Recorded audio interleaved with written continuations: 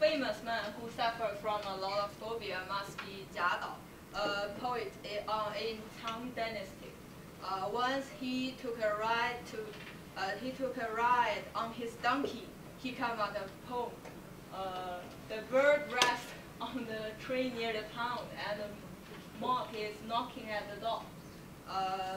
After a while, he felt pushing is more alive than knocking. He just couldn't decide it.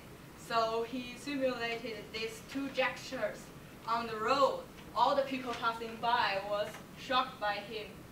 And luckily, he met another famous poet in Tang Dynasty, the Han Yu.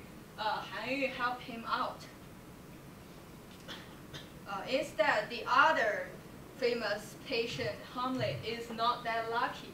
He hadn't solved this problem in the end. And this is to be or not to be is the ultimate question for all human beings. And even the greatest philosopher can't give an exact answer. In our daily life, we don't face these big questions, but we still find it hard to make a decision. That doesn't mean we all have a lot of phobia. The real one who have a lot of phobia must be like that. I have a lot of phobia. That's so confusing. That's okay. When you are confusing, you can make a decision by tossing a coin. Should I use a $1 coin or 50 cents? Just joking. Everyday boys find it hard to make a decision with these things. And for girls, it is really hard to make a decision with this one. All the decisions are really hard. So don't blame your girlfriend if she doesn't show up on time for your date. And for me, I have a lot of phobia too. But I managed to graduate from college, right? So I can do a little calculation. For example, I have a lot of readings on Dr. Lee's class. I barely have time to prepare for the TED Talk. So what should I do? Let's say if all the people in the class prepare for this TED Talk, I think I will get a B, and the average of others will be B. But if I don't prepare for the TED Talk and others did, I may fail, and others will get an A. On the contrary, if you guys don't prepare for it, I will get an A. There is another situation that all the people in this class haven't prepared for it. Our kind teacher won't let us all fail, so we may get a C. You can see, obviously, the best choice for me is prepare for the TED Talk, which I did. If you do everything like that, it's a waste of time. So when we are facing a lot of phobia, is there any other ways? There are actually 4 ways. The first, you should be aware of the consequence. You may say, I do. That's why I can't make a decision, because there's no perfect choice. I choose that and I will lose another thing. Don't worry, let's come to the second point. Know your own needs. How to know your own needs? In this famous book, The Paradox of Choice, it mentions 3 kinds of people: the satisfiers, the maximizers, and the perfectionists. You can examine yourself like me. Once I go to Hainan for summer vacation, I planned to visit Tianya and Haijiao in 3 hours. They are in the same beach park, so I didn't notice they are in 2 separate places, one on the north, one on the south. So I spent a lot of time on Tianya and taking lots of pictures. When I look at my watch, there's only half an hour left. I have to walk really fast to get to Haijiao. But it's hot like hell. I can't do that. I have two options. Option one, I buy an icy coconut and just sit there and enjoy the beautiful sea. But when I came home, I may feel a little regret. Option two, keep together. Never give up any beautiful view in my life. I flew there for 4 hours to see these two places. Why should I miss it? As you can see, I choose option one. So I am a satisfier. But if you choose option two, you might be a maximizer. When you're facing other choice, you can choose the one who the choices who gives you more outcomes. If you clearly know if you clearly know your own needs, but you still can't make a decision, you have to focus on the third point. You should lower your expectation. And on top of mine, she's in her 30s, but she still don't get married. Everyone in my family is so worried. That don't mean that everyone should get married when she's 30. Just as she's really eager to get married, she's always looking for her Mr. Right. She's not shy. She looks pretty, and she has a stable job. Why she can't find her Mr. Right? She had a dozens of boyfriends in college, but none of them.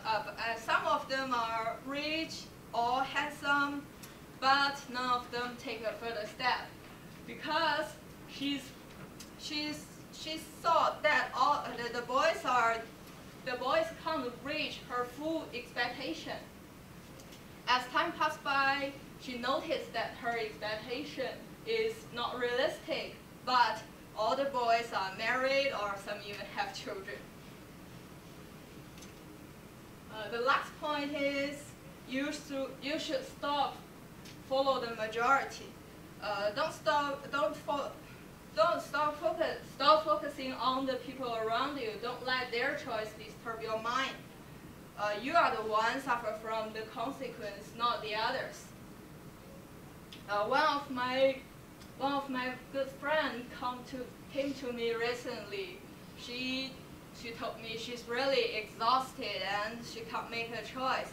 She has two offers. One is from the U.S., a very good university for the master program in finance, and the other one is an offer from a small company who just started their business. If she go to the U.S., she may easily get to big consulting firms or the giant banks. But if she goes to the small company, they will treat her like a co-founder, just someone who holds shares. But there is a big chance she would fail. As a good friend under this situation, I choose to take her to the bar and got her drunk. After she was drunk, she told me everyone in her class chose to go further study in the US or in England. She's really strange to choose a small company who just started their business. But she really loved the working environment and the brilliant idea the firm gives. So I told her, just follow your heart. And she refused the offer from the US because she knew she can get educated sometime in the future, but there's only one chance she can work as a co-founder. I know she's right because she followed her heart. There are the methods I concluded from the books and the journals. In daily life, I don't use any of them. The best method, for me, taking a bath or go out for a run is better Because when I'm doing these two things, the information I get start gathered in my mind and convert to a new idea. I think life is not a multiple choice question. It's more like SAQs. If you can reach the final point, it doesn't matter which path you use. So innovation is another way to solve a lot of phobia. In the end, after this chicken soups, you guys feel relief with a lot of phobia, right? But life doesn't go this way. Let's say you make the right choice at this time. There will be more and more choices come up to make in the future. To achieve your final goal, you should make every choice right. It seems impossible, and it is impossible. Even if you make all the choices right, you still have a chance you can't achieve your final goal. As a kid, my parents asked me, "What do you want to be in the future? What do you want to be when you grow up?" I said I want to be a lawyer. But you guys see me standing here, that means my dreams probably never come true. That is not about the poor choices. I think it's a good choice. After the college entrance exam, we all received a form to choose the university we want to go to. I like 2 law schools, but there are 3 options. So what should I do? I pick a really, really good university in China. I think I can't make it, so it just looks, I'm trying to be better, but I don't care whether I get, I don't think I can be admitted, so I just write it down. And finally I was admitted. I went there, so I missed the law school. But I think this university is better for my for my future. What I want to say is that take it easy. The fate always gives you the best. No fear of regret, no fear of a lot of phobia. Thank you.